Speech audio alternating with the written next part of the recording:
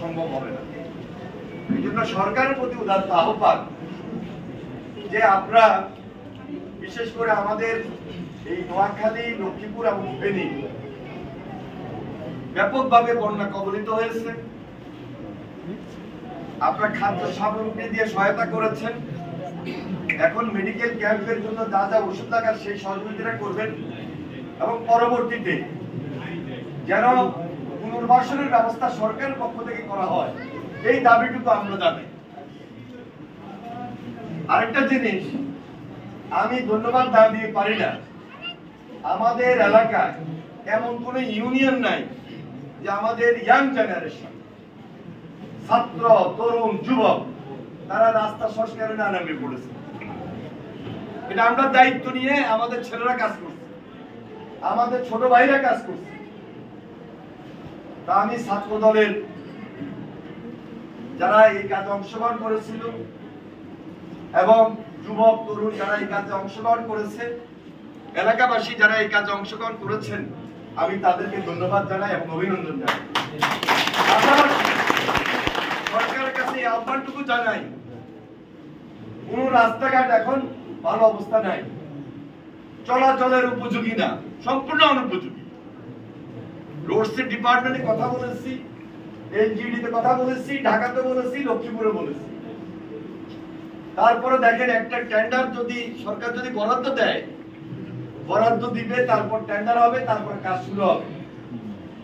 এই শীতের মৌসুমে হবে কিনা আমার সন্দেহ আছে। তারপরেও আমি সরকারের কাছে আহ্বান জানাই, দ্রুত সময়ের মধ্যে যেন আমাদের এলাকায় পুনর্বাসনের পরপরই এই কাজগুলা সরকার করেন, এই আবেদনটুকু, এই আহ্বানটুকু জানাই। এইটা আমাদের দাবি। আমার বিশ্বাস এই সরকার আন্দোলনের মাধ্যমে আসছে। দেশে যে আন্দোলনটা হয়েছে, আন্দোলন পরবর্তী এই সরকার এখন জনগণের যেখানে সমস্যা আছে সেটা নিষ্পত্তি করার জন্য বন্যা কবলিত এলাকায় সবচেয়ে বেশি নজর দিবেন, এটা আমাদের বিশ্বাস রয়েছে। দেখেন, আমরা বিগত সময়ে ব্যাপক একটা আন্দোলন আমাদেরকে করতে হয়েছে। 15 বছর, 16 বছর, 17 বছর আন্দোলন করছে। এখানেই আপনারা আছেন।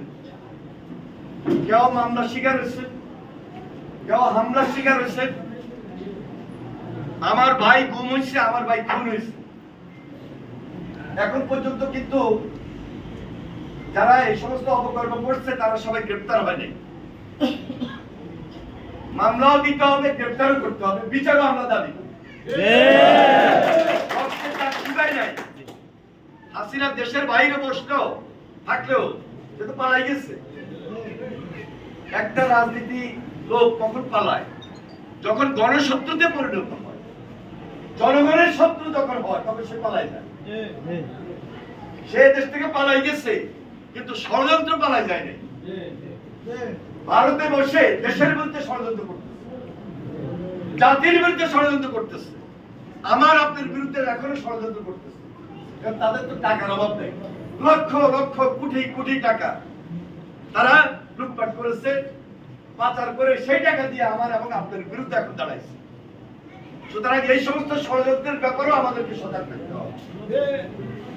এই জন্য বলছি যে রক্তের দাগ শুকায় নাই, কিন্তু বিচারের প্রক্রিয়া এখনো কিন্তু ব্যাপকভাবে শুরু হয়নি। এই সরকারের কাছে দাবি, অবিলম্বে খুনিদের বিচার করতে হবে। কারণ এই খুনিদের বিচার না করলে এই সমাজ আঘাতপ্রাপ্ত হবে, এই দেশ ক্ষতিগ্রস্ত হবে। কারণ বিচার করে আমাদেরকে জবাব দিতে হবে যে আমরা বারবার বলি যে আমরা জনগণের জন্য আন্দোলন করেছি, জনগণের জন্য আমরা লড়াই করেছি, আমরা দেশটা করতে চাই, কিন্তু মুখে বলবো জনগণের জন্য করছি, মুখে বলবো আমরা দেশের জন্য করছি, কিন্তু আমি নেতা হয়ে, আমি দায়িত্বশীল লোক হয়ে জনগণকে যদি আমি সমীহ না করি, তাহলে কথায় আর কাজে কোনো মিল হবে না। এবং কথায় ও কাজে মিল আনতে হলে অবশ্যই জনগণকে প্রাধান্য দিতে হবে, জনগণকে সমীহ করতে হবে। এটা প্রত্যেকটা রাজনৈতিক দলের নেতৃত্বের দায়িত্ব, দায়িত্বশীল লোকের দায়িত্ব। আমরা বিশ্বাস করি বলেই তারেক রহমান আজকে যে বক্তব্যগুলো দিচ্ছেন, প্রত্যেকটা কথায়, প্রত্যেকটা কাজে, বাস্তবে তিনি বলছেন যে জনগণের পাশে দাঁড়াও। তার নেতা কর্মীদেরকে বলতেছে, তার দলের বিএনপি নেতা কর্মীদেরকে বলতেছে, আমাদের অঙ্গ সংগঠনের নেতা কর্মীদের বলতেছে। তাহলে আমার আপনার কাজটা কি? আমার আপনার কাজ হলো মেডিকেল ক্যাম্প করা, আমার আপনার কাজ হলো বন্যার্ত মানুষের পাশে দাঁড়ানো, আমার আপনার কাজ হলো আজকে মানুষের কোনো বিপদ আপদে পাশে দাঁড়ানো। কারণ বিগত আমার কাছে, আপনার কাছে, হ্যাঁ